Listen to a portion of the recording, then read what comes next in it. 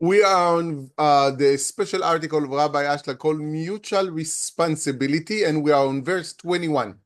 Who wants to read for us? Me, I'm ready. Yes. Estas son las palabras que Rabí Eleazar, hijo Rabí Shimón, dijo, que el mundo es juzgado de acuerdo a su mayoría, refiriéndose al rol de la nación de Israel, de capacitar al mundo para una cierta purificación hasta que sean dignos de asumir el trabajo del Creador, no menos de lo que fueron Israel mismos, merecedores cuando recibieron la Torá. Esto es lo que los sabios denominan haber conseguido la mayoría de los méritos y se inclinan la balanza hacia el platillo de faltas, que es el amor propio impuro. Se entiende que si el platillo de la balanza de méritos, que es el sublime entendimiento del amor al prójimo, es mayor que el platillo de las impuras deudas, serán entonces capaces de llegar a un resultado final y estar de acuerdo y decir haremos y escucharemos, así como dijo Israel.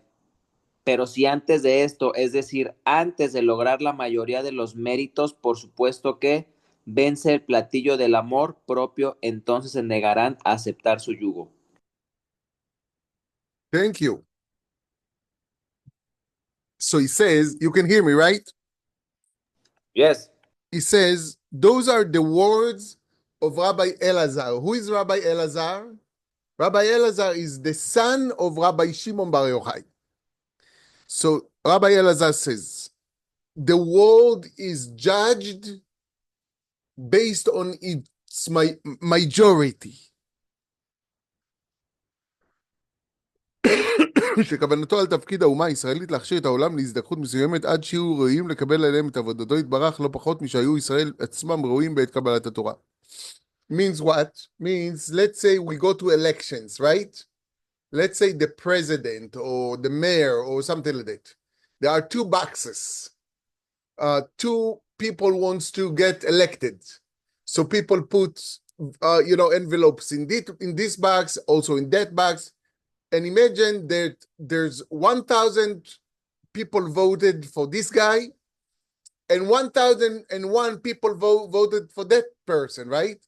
So one more envelope changed everything because that's the democracy. Democracy says even there's one more vote, it means that that person will be elected, right? In the same way, that's how it works for the world. Means that the people of Israel, when they walking spiritually to purify their ego, each time, it's like, remember we spoke about it, it's like those scales that on one side of the scale, you have sesame seeds of all the positive actions of the people of Israel. On the other side of the scale, there's all the selfish behavior of all the people of Israel. If the people of Israel working very hard to do good, to be good, to purify their heart, it's changing the scale that it's going to create, enough positive energy that even just one more sesame seed will change everything in the scale, means will change dramatically the energy for the entire world. And that's what would actually make it happen, that it's going to be kind of what we call critical mass of energy that's going to affect the entire world, all the nations of the world. And one day, all the people of the world would wake up in the morning and all what they want to do is just to do good. And people would not want to listen to their ego anymore. People would not want to be selfish anymore. Why? Because the energy of good is stronger than the darkness in the entire world. And that's our goal.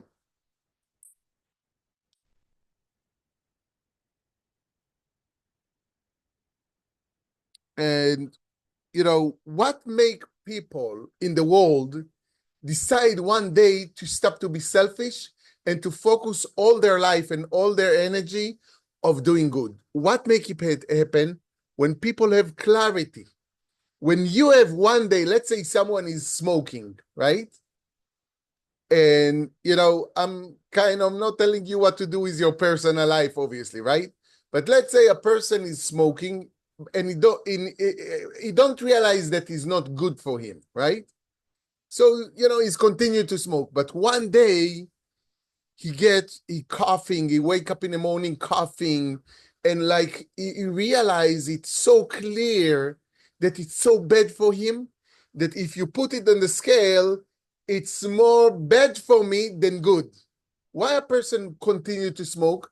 Because in his mind, there is more pleasure in the cigarette than the pain that it bring me into my life, right?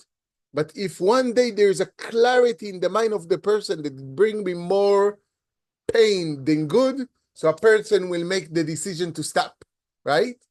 The same thing is about other habits like eating healthy or not eating healthy, or many other things in our life. For example, let's say a person is kind of in their relationship, let's say, right? So a person is into himself, the wife or the husband, into themselves and blaming the husband or the wife all the time, and all the time kind of being negative and all the time kind of complain.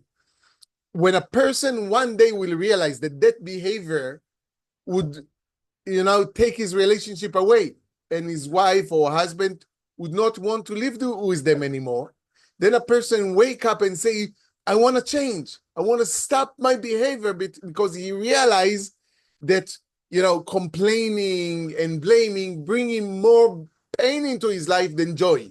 Because there's some kind of joy of complaining, if you think about it. Blaming and complaining bring me some kind of sense of I'm strong, I'm in control. It's bringing some joy. It's fake joy. It's not real, but that's what it is. So what would make the world one day decide that you don't want to be selfish anymore, and they want to start to take care of their soul and to start to take care of the world? What would make it happen? When there's going to be clarity in the mind of people. And what would make that clarity happen?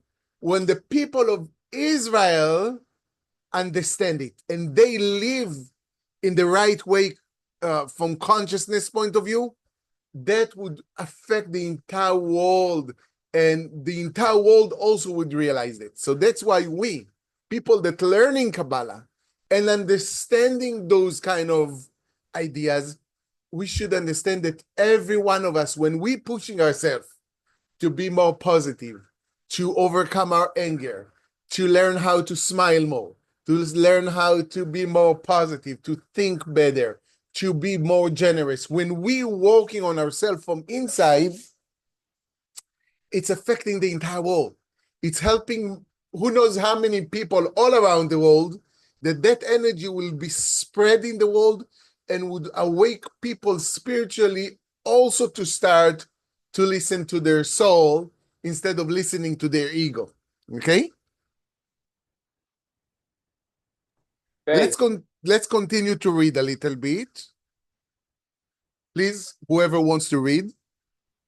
Los sabios dijeron, dichoso el que hace una mitzvah, feliz porque se sentencia a sí mismo y a todo el mundo favorablemente. Es decir, que finalmente el individuo de Israel que agrega su parte al peso final es como aquel que pesa los gramos de sésamo y va agregando uno a uno a la balanza hasta que la balanza se inclina por incompleto.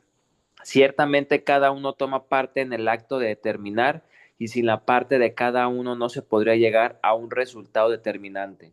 Lo mismo decimos acerca del acto del individuo de Israel, que sentencia al mundo entero al platillo de méritos. Esto es porque cuando todo esto termina y se inclina el platillo a favor del mérito del mundo entero, entonces cada uno tiene parte en esa sentencia final, ya que si no fuera por su acto, la sentencia no sería completa. De esto se desprende que Rabí Elazar, hijo de Rabí Shimón, no discrepa con el artículo de los sabios, acerca de que todo Israel son garantes los unos por los otros. Sin embargo, Rabí Elazar, hijo de Rabí Shimón, habla acerca de la corrección de todo el mundo en el futuro y los sabios hablan acerca del presente donde solo Israel asumieron la Torah. Thank you.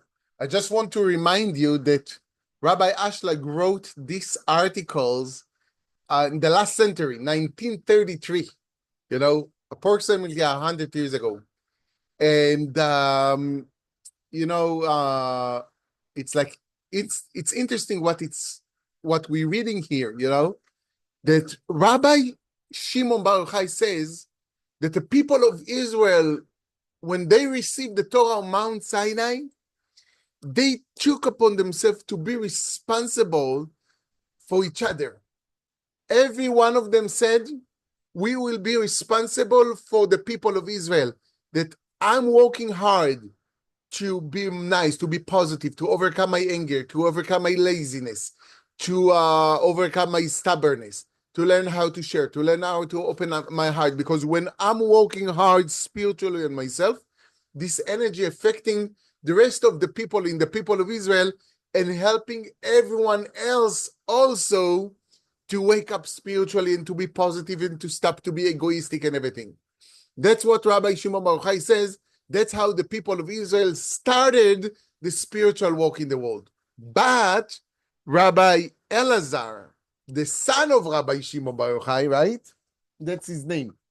Rabbi Elazar. Rabbi Elazar, the son of Rabbi Shimon Bar Yochai, he said that yes, it's true, the people of Israel, they started to do the work on Mount Sinai, but throughout time, all the people of the world, all the nations of the world need to realize that they need to be part. They need to realize that they also kind of stood on Mount Sinai. It's interesting that it says that when Mount Sinai revelation happened, all the people of the world heard God saying the 10 Commandments. You ever heard about it? That every No. every Yes. nation in the world heard the 10 utterances, the 10 Commandments in their own language. Let's say the people in China heard the 10 utterances, the 10 Commandments in Chinese live as the revelation of Mount Sinai happened. All the people of the world, the people in South America heard it in Spanish, right? So it's like that's kind of,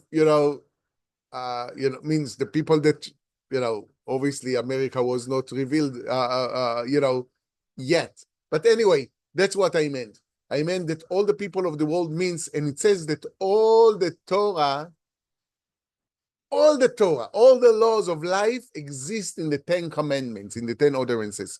What I want to say, that revelation of Mount Sinai, it wasn't just the people of Israel who were standing on Mount Sinai. Means physically only the people of Israel were there.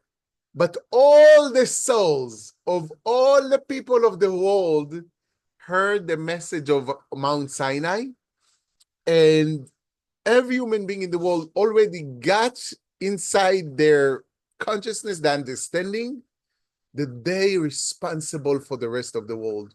That the mission of their life is to realize when I wake up in the morning, my mission is to make sure that all the people of the world are connected to God.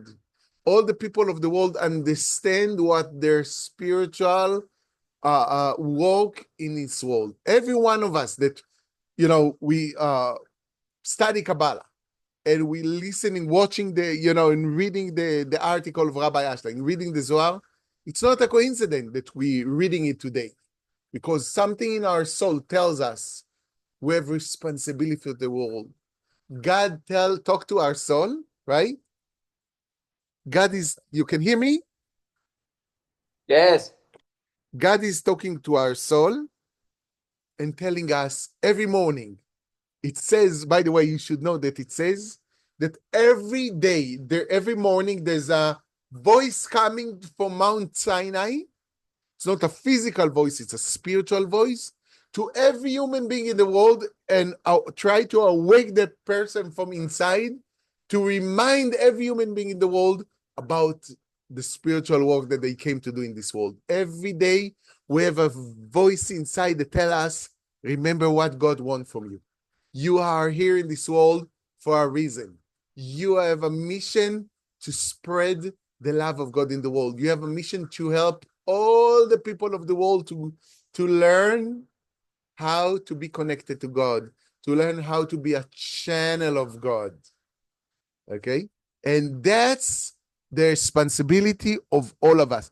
And that's what Rabbi Elazar, the son of Rabbi Shimon Bar Yochai, say, that toward the end of time, that we are toward in the end of time, all the people of the world would realize that they are like stood on Mount Sinai and they have the responsibility to bring the message of God to the world. Okay? Ok.